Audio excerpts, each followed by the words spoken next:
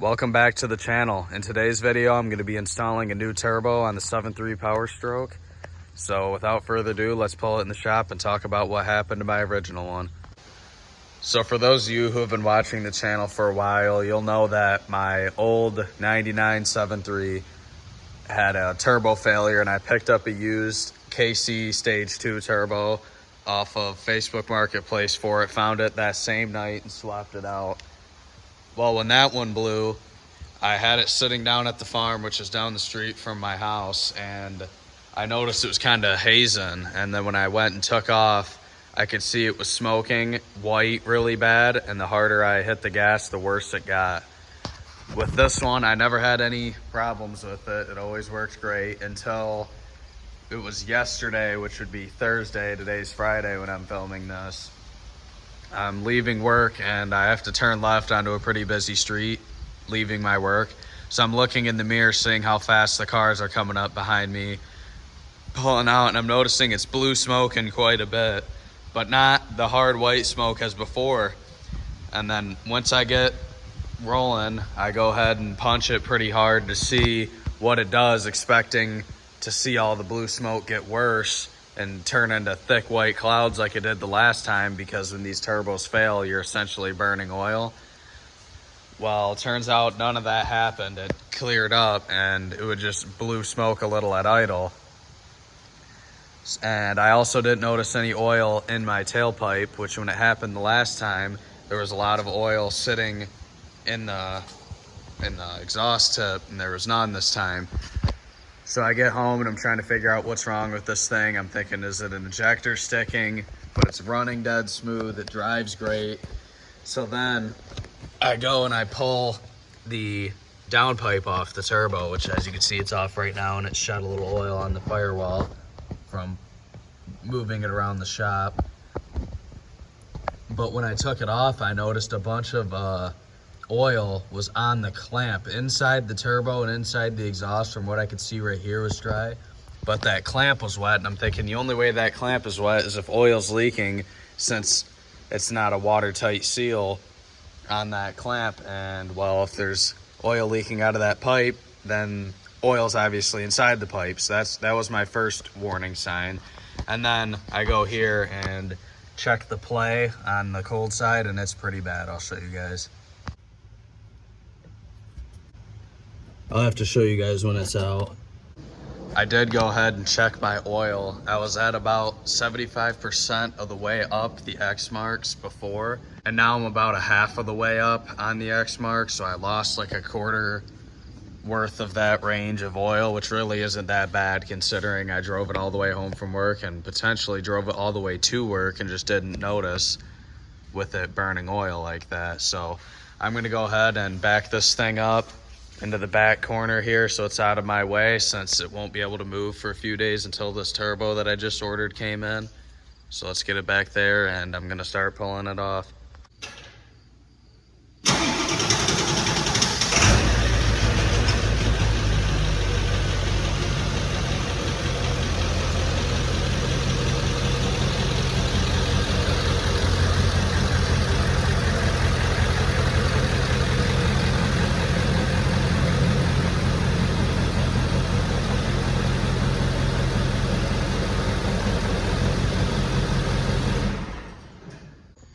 So for how I go about pulling these out, I've got my top side creeper here with some rags so I don't mess up my grill.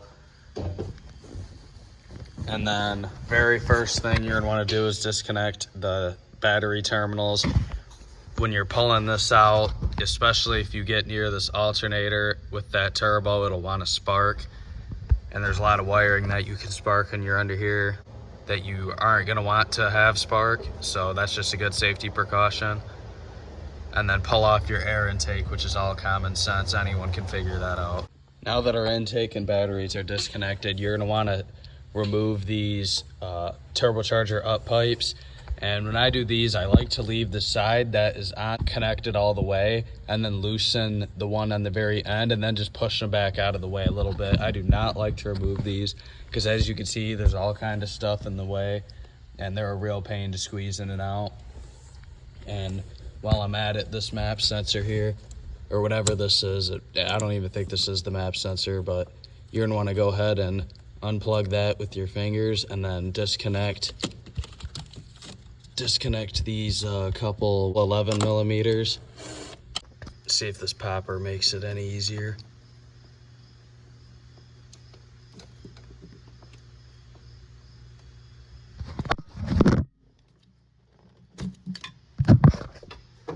There we go, hold it with one hand, push the clip with the other, and then there's these couple 11 mils up here. And drop them just like I did.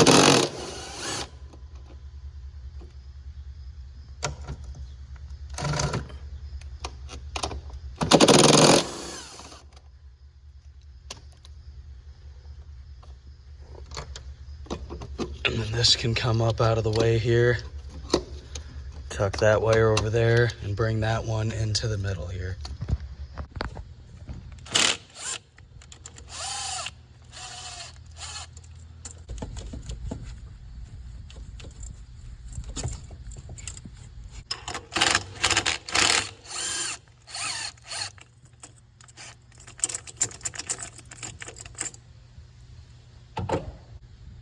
Be extra careful on this not to rip these boots. Especially being an idiot going at it with that popper like I am. And then once that's loose, we're all set.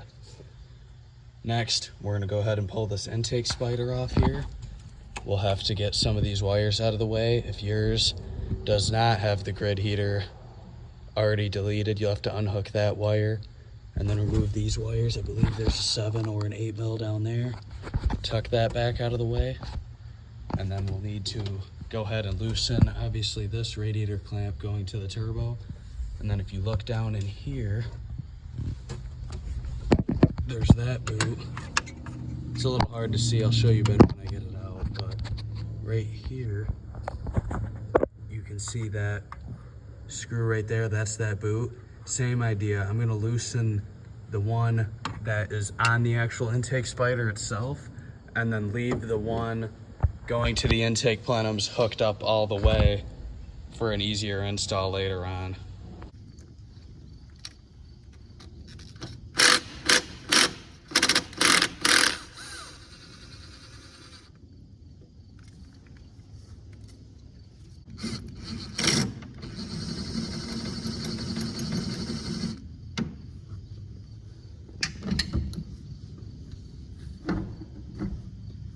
These guys here like to act just like the exhaust clamp does, or they're a V-band, so they could be a little tricky to remove. Luckily, I just had this motor out a couple thousand miles ago to reseal it, so it came out with ease.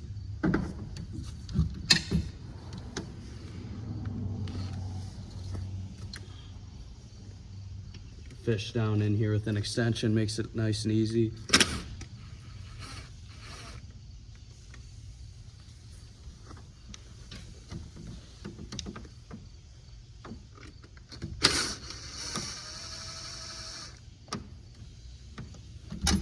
We're gonna carefully finagle this out with the wiring. It's a little tricky sometimes. The first one, I believe, can just be squeezed and pulled off. And the next one is a, I believe, vacuum hose, which I'll remove the little pinch to disconnect clamp with a pair of channel locks and slide it off. Not a big deal.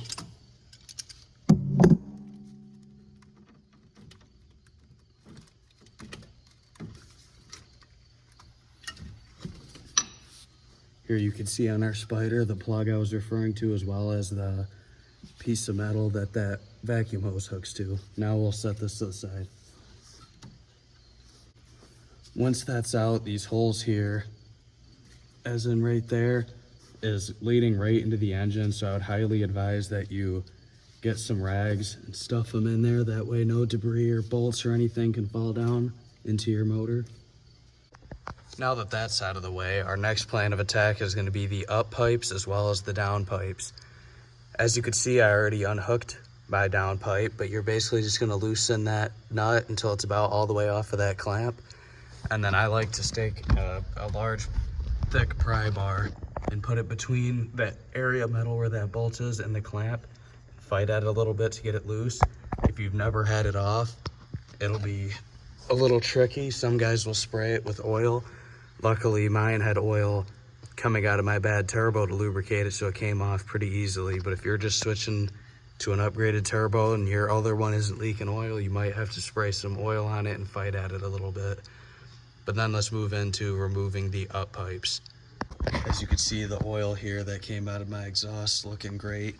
But when you go underneath the truck here, you're gonna see on each side at the end of the exhaust manifold, these bolts here that run to the up pipe. You don't have to remove them all the way, but I like to get them pretty loose where they're just barely even hand started.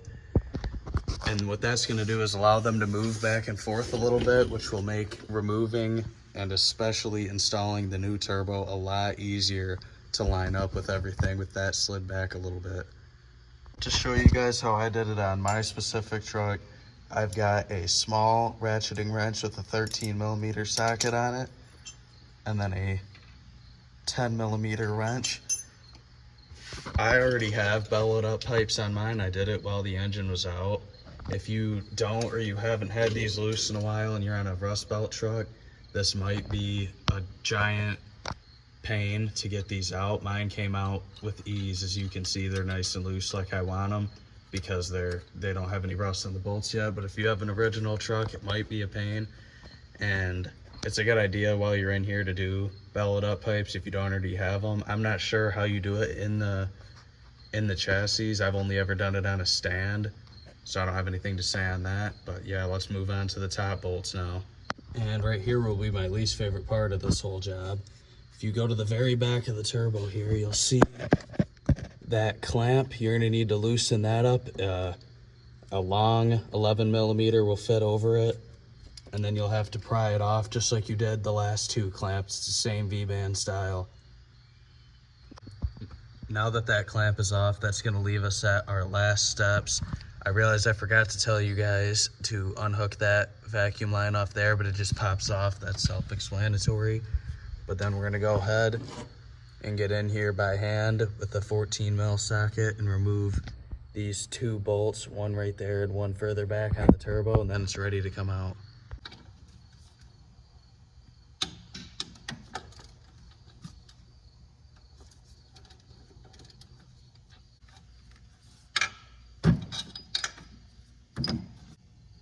All right, so now that those bolts are out, we're gonna be ready to pull this out. It'll probably wanna hang up on the up pipes, but we'll give it a try.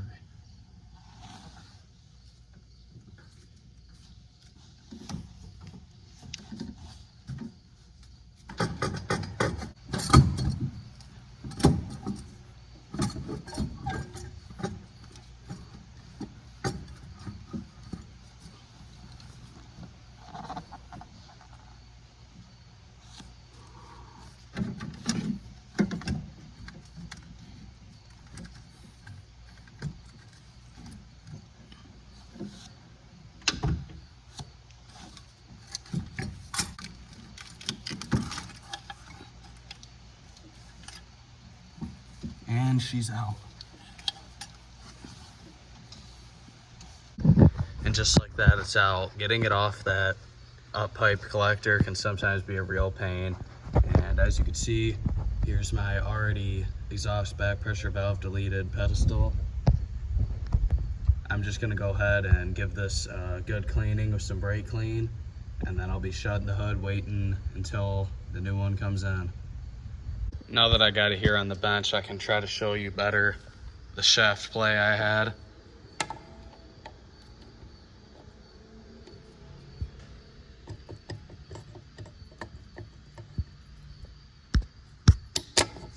Right here in through the hot side, it doesn't look oily, which I don't understand because it was clearly burning oil. If I get a hold of it here, wiggles a lot. A few days later, our KC turbo has officially shown up. Before I open that box, I want to show you another mod I did real quick as a DIY solution for 20 bucks. So I did my own version of a crankcase vent mod. They call it the CCV mod or CCV reroute, which all I did is you take those two screws out, flip that backwards, and then normally that would go into your air intake, but I took a 3/4 inch barbed fitting with 2 radiator clamps to a 5-foot section of 3/4 heater hose that I ran up over the brake booster. The idea of that is as the blow-by comes out of there, it'll give it a chance to beat up and settle as oil and run back into your engine versus leaking onto the ground. And then that hose just runs straight down to the ground where it's zip tied to my leaf spring shackle here. That mod seems to be pretty controversial in the 7.3 Facebook groups and stuff. A lot of guys say the turbo sucks the blow-by out, but you don't need the blow-by to be sucked out. You just need it to be vented. That way it doesn't build up too much pressure and blow out a oil gasket somewhere, whatever's the weakest point. The reason I went ahead and did this is I don't want my turbo that's brand new getting gummed up with oil, and I want to save my intercooler from any further damage than was probably already been done to it due to that being vented into the intake. So do that if you want, or don't do it if you don't want to. I did it myself for 20 bucks. Kits online are $80+. So without further ado, let's crack this box open. Right off rip, looks like we got a pack here of a bunch of stickers and some installation instructions, as well as these O-rings here. Right here, you can see late 99 to 03, which is what I have. 63/68, stage 1, Kc300x. It's said online that it's the 7x7 compressor wheel. I don't know if that matters or not. I'm now gonna go ahead and slap the turbo in itself here. It came with 2 sets of pedestal O-rings for it. There's the bigger one and the smaller one, which all you do is just take the old ones out, set those in. The ones I had in there were already new ones that came with the EB/PV delete pedestal, but I'd rather throw these name brand ones from KC Turbos in there while I'm at it. And there's my old one, but it also comes with the new O-ring that goes right here on the turbo itself. So I'm gonna go ahead and drop this in off camera to keep this video from getting too long. It's pretty much gonna be a reverse install. I'm gonna go ahead and bolt it down to the pedestal first, torque it to what my research has told me is to torque it to 35 foot-pounds. So that's what I'm gonna do. Feel free to do your own research. After I do that, I'll go ahead and hook the up pipe and the down pipe up, and then the intake plenum and the air intake, and then battery cables, and then I'll be done. And we'll give this thing the first startup. So I'll see you guys then. And here we are, officially complete with this install. Going back in's a lot harder than taking it out. I want to say taking it out took me about 30 to 40 minutes. Putting it in took close to 2 hours. And I will say that getting that up pipe clamp on is going to be my least favorite part of this. Once you get that on though, the down pipe is slightly less bad, and then the rest is easier from there. The only advice I could give you to make this any easier would be what I already said about the intercooler boots earlier, to only taking one side off. And when you put the turbo in, I'd recommend setting that up pipe clamp, slide it on the up pipe collector before you put the turbo in. That'll save you some headache of trying to squeeze it around it. And I'd also recommend having this loose and sitting around the turbo before that intake spider goes in. That'll make it a little easier as well. But with that being said, I got the battery cables and all that hooked up. So now all I got to do is see if this thing will start up for me. And then I'm going to go ahead and check for any leaks. And as long as I have no leaks, I'll be good to take this thing on a test drive. I am going to go ahead and shower and get some fresh clothes on before I do that though, just because this has been a really dirty job. And I'm neutral.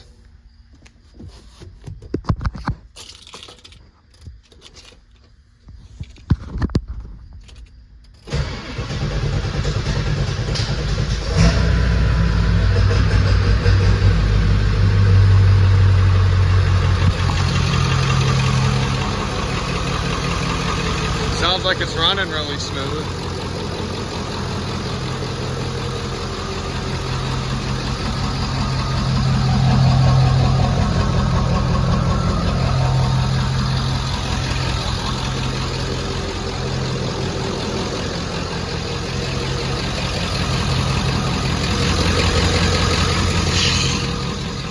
I left this on the ground when you put that up pipe on, in that collector, there's a little pin that sticks out that goes into the back of your turbo to line it up correctly.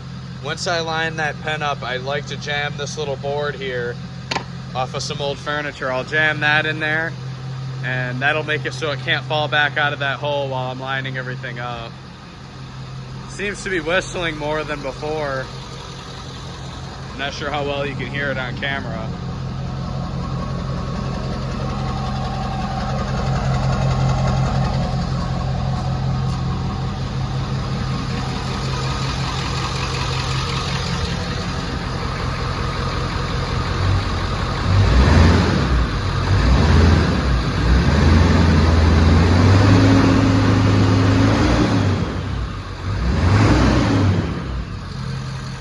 Definitely whistles more.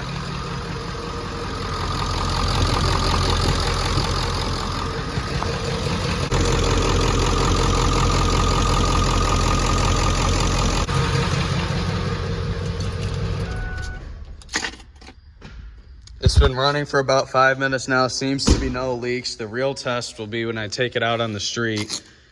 But I am hoping that this will be the completed project here. So I'm gonna go ahead and get cleaned up inside, and then I'll take you guys along for the first test drive. So far, everything seems good. We're gonna pull out on the street here and see how she drives. I'm gonna go ahead for a minute, just driving normally, and then we'll get some acceleration.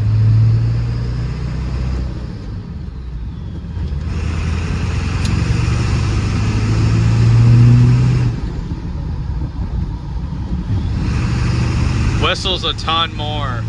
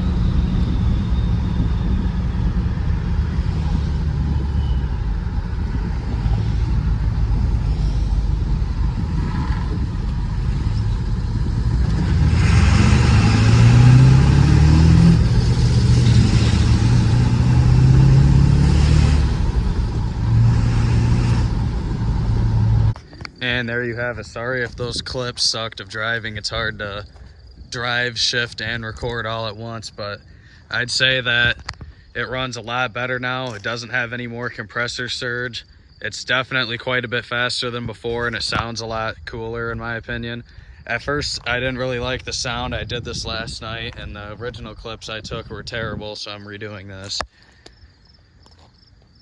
But the sound's gonna take some getting used to. Usually I like everything to be the same all the time, and this is something different, but I think it's a change for the better. And it seems to be a lot less smoky now. So with that being said, that'll pretty much sum up this video. If you guys made it to the end, thank you, and I will see you in the next one.